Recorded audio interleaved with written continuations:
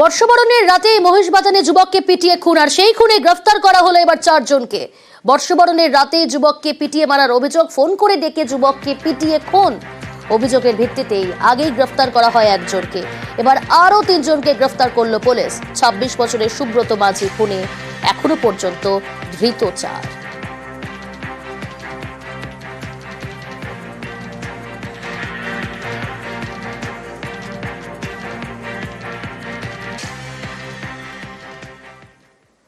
গতকালই আপনাদের জানাচ্ছিলাম যে আবাসের টাকা এবার গায়েব হয়ে যাচ্ছে।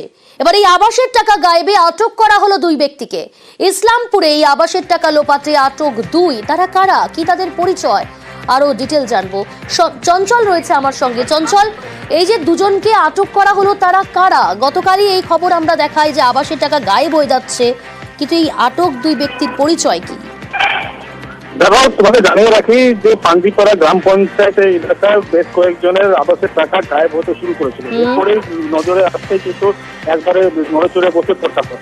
এই ঘটনায় যেটা দেখা গেছে যে পান্ডিপাড়া গ্রাম পঞ্চায়েতের বিজেপি পঞ্চায়েত সদস্যের স্বামী মনোজিৎ বিশ্বাস নামে এক ব্যক্তিকে গ্রেপ্তার করেছে। এই পাশাপাশি পান্ডিপাড়ারই এক সাইবার ক্যাফের যে মালিক, যার নাম হচ্ছে শুভেন্দু বিশ্বাস, তাকেও কিন্তু পুলিশ আটক করেছে। এই যে গোটা ঘটনা নিয়ে কিন্তু পুলিশি তদন্তে একবারে বলা যেতে পারে যে পুলিশি তদন্ত একবারে কোনো রকমের খামতি রাখেনি।